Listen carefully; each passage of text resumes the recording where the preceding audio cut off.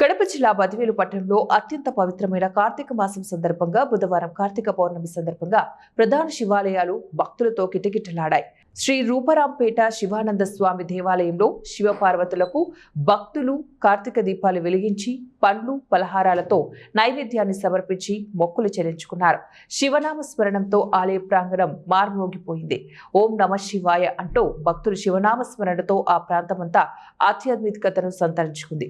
అధిక సంఖ్యలో భక్తులు పాల్గొనడంతో భక్తులకు ఎటువంటి అసౌకర్యాలు కలగకుండా ఆలయ చైర్మన్ పాటూరు శివశంకర్ రెడ్డి ఆధ్వర్యంలో ఆలయ కమిటీ వారు ప్రత్యేక ఏర్పాట్లు చేశారు. శివాలయానికి హాజరైన భక్తులకు ఆలయ కమిటీ వారు తీర్థ ప్రసాదాలను అందజేశారు. కార్తీక మాసంలో ఒక్క సోమవారమైనా వచ్చేసి దీపాన్ని వెలిగించడం, ఆ దీపానికి నమస్కారం చేసుకోవడం, ఆ శివ దర్శనం చేసుకోవడం అనేటువంటిది మనం చేయాలి. వేలాది దీపాలు వెలిగించలేకపోయినా మీరు ఏం చేస్తారు?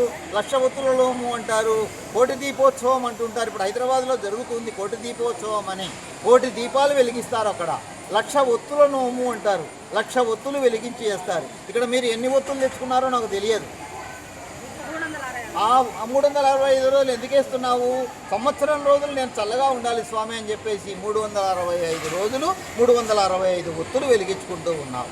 మామూలుగా అయితే బేసి సంఖ్యలో ఉండాలి. 3, 5, 7, 9, 11 ఈ విధంగా మనం బేసి సంఖ్యలో ఈ ఒత్తులను తయారు చేసుకోవాలి. దీపాలను కూడా ఆ విధంగా మనం పెట్టుకోవాలి. ముట్టించుకుంటే ఆ దీపాన్ని వెలిగించినప్పుడు ఆ దీపంలో ఉండేటువంటి నూనె, ఆ దీపానికి ఉన్నటువంటి ఒత్తి, నెక్స్ట్ వన్ ఆ యొక్క ప్రమిద, ఇలాంటివన్నీ కూడా మనకు ఈ యొక్క శాస్త్ర ప్రకారంగా చేసినటువంటివే కానీ ఆషామాషిగా పెట్టేటువంటివి కాదు.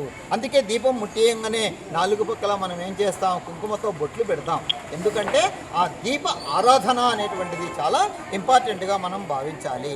నెక్స్ట్ వన్, ఈ కార్తీక మాసంలో చాలా విశేషమైనటువంటిది ఏంటయ్యా అంటే ఉసిరికాయ. మీరు చూసి ఉంటారు. ఆ ఉసిరికాయ అనేటువంటి దొరకడం లేదు స్వామి, మాకు దొరికితే మేము తెచ్చుకునే వాళ్ళమే అంటారు. ఆ ఉసిరికాయ దానం చేసినా కానీ, ఉసిరిక మీద చిన్న బొర్ర పెట్టేసి పైన దీపం వెలిగించేసి దానం చేసినా కానీ చాలా ముఖ్యమైనటువంటిది. ఈ ముత్తైదలు ముఖ్యంగా గుర్తుపెట్టుకొని మన ఇంటికి వచ్చినటువంటి బంధువర్గాలకు కానీ, ఇంకా ఎవరికైనా ఆడవాళ్ళకు కానీ, చుట్టుపక్కల వాళ్ళకు కానీ ఇచ్చినామంటే ఈ ఉసిరిక దానం అనేటువంటిది చాలా ఇష్టం అనేటువంటిది. తర్వాత పరమశివుడు మనం ఏం పోయి ఆయనకు కోట్లు మనం ఇవ్వాల్సిన అవసరంలా.